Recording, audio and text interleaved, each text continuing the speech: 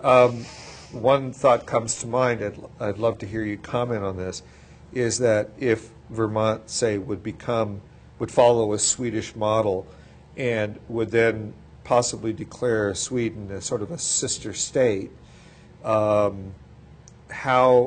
I could see a nice series of transactions going back and forth as far as winter sports goes. You get a lot of Swedish money potentially in the Vermont economy. I mean, as a place to visit, specifically as an outpost of Swedish-style socialism in North America. And as I was thinking this through, I thought, well, who would benefit from this? If there were an influx of, let's say, Swedish interest in Vermont winter sports and an infusion of cash, where would that cash go? How would you see that working in Vermont?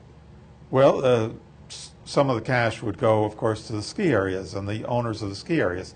But with progressive taxation, which I advocate, the tax would bring in the excess money would be brought into the coffers of the state, so that even though the money coming in from abroad might be unevenly distributed, with the tax system would equalize things so that it was fairly distributed for education and health care and other things that are important for everybody in Vermont. Would you see the amount of taxation, the percentage of taxation, equivalent to roughly the Franklin Roosevelt figures, or the Roosevelt administration, I should say, where I think corporations were, I don't know the dollar figure, that they would hit like 90-something% of their income would be taxed, and just 7-8% or something like that would not. Is that a rough equivalent? Which, by the way, just to interject this, the highest standard of living we've ever achieved in the United States was because of that system. I just want to interject that, of high taxation, high corporate taxation. We should also note that the standard of living in Sweden is higher than it is here. The people live better there, even though they do pay higher taxes. But where would that percentage be, do you think? Have you thought this through, roughly, of taxation? How would you like to see that gradation of taxation go? Progressive taxation means that it was not going to be the same for everyone. Right. For the poor people, the taxes will be lower than they are now. And for the very rich people, the taxes will be much higher than they are now. But you don't have a percentage? No. Okay.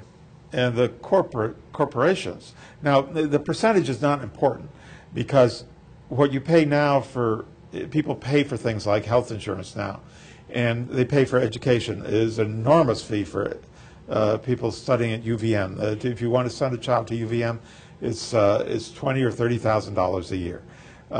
But those expenses will be included in the tax. So the education will be free. In Sweden and almost every other industrialized country, higher education is free all the way through medical school. This is one of the reasons that health care can be so much cheaper in other countries, because the doctors get a free education. They don't have to they don't have big loans, they don't have to make the money back. So it's not relevant to talk about the percentage of taxation when actually what you're getting is so much more than what we get now. So it's not comparable. Okay. And you want to do this in an independent Vermont, of course. I would like to. Of course, I would do it however I could do it. As if I were in the U.S. Senate, I would do it there. And I think I worked on Bernie Sanders' campaign. I think Bernie is doing a good job in the Senate. Although I disagree with him on certain points. I disagree with him on international policy. As far as domestic policy, I agree with him. But I think we would be better off if we had an independent Vermont and we could save the $1.5 billion a year that we're spending on, as Vermonters, spending on foreign wars. If we brought all that money back to Vermont, it would pay for a lot of housing, a lot of health care, and a lot of education. Can you give me an example or two of how you would make state government more transparent? Yes. I did an interview with Charlotte Dennett, and we talked about her recent book on prosecuting George Bush for murder. And we also talked about transparency in government. I would make a law like the Freedom of Information Act much more strict. When you ask for something from the federal government under the Freedom of Information Act, what you end up getting is a stack of papers with everything deleted, except maybe for a few lines on each page. In many cases, it's meaningless. You can't understand anything that's going on. Now, the government belongs to the people, and if an individual citizen asks for something from the government should turn it over, no questions asked, except in very rare circumstances where someone's personal privacy might be infringed upon. But it's absolutely ridiculous, the restrictions on the Freedom of Information Act. So I would introduce real transparency to the government. Mm-hmm. Okay, you want to close Vermont Yankee.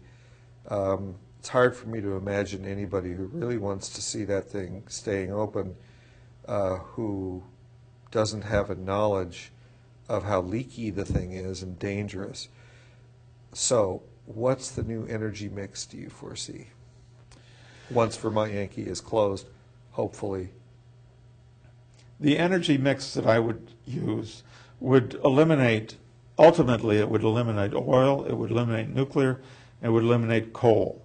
We would use water power, we would use wind power, and we would use solar power. Now, we wouldn't be able to get there immediately, but certainly it would be a good start to buy up the dams on the Connecticut River. And it would be a good move to put windmills on the ridgelines, except perhaps some important ridgelines that are iconic to the state of Vermont. I would put as many windmills and wind farms as I could, because Vermont has a lot of extra land, a small population, and there's a potential there to really benefit from wind power. Now, solar power, solar cells on the roofs of houses, that's another way to go, but it's not as cost effective at this point in time as wind power is. Therefore, I would not go as fast with that, but I would certainly make an effort to utilize that. I would continue to use oil and coal until we could substitute renewables for them. However, I would get rid of nuclear immediately. There's just absolutely, the risk is so out of proportion to the benefit that it's really unacceptable to continue with nuclear power. I have talked extensively with Peter Shumlin about, and I have gone to his town meetings where we heard from nuclear engineers about Vermont Yankee. That plant has been leaking tritium, a nuclear material, into the ground, along with other nuclear materials. And this works its way through the land. The plant is right next to the Connecticut River. This goes into the water. It goes all the way down through Massachusetts and through Connecticut and pollutes the soil down there, the farmland. This will get into our food supply. But that's nothing compared to the real danger. The real danger is that if there were a meltdown there, the whole half of New England would be unlivable for the next 100,000 years. Even after the plant is closed, there's the problem of the nuclear waste material. That has to be stored on site. Well, that's stored in concrete containers. Something like 30 concrete containers will set on that area where the plant now is. And they'll have to be there for decades. Now, if isn't it hundreds of thousands of years? No, hundreds of thousands of years if there's a meltdown. But this nuclear material. I thought waste. some of the waste. Well, they and really such. don't know how they're going to get rid of it. So eventually, maybe someday, they'll figure out how to get rid of it. I wouldn't say that hundreds of thousands of years for that, but they know that for decades it's going to sit there. But while it's sitting there, it's a problem, because if a terrorist comes along, or if an airplane comes along and crashes into one of those containers, then you have a meltdown.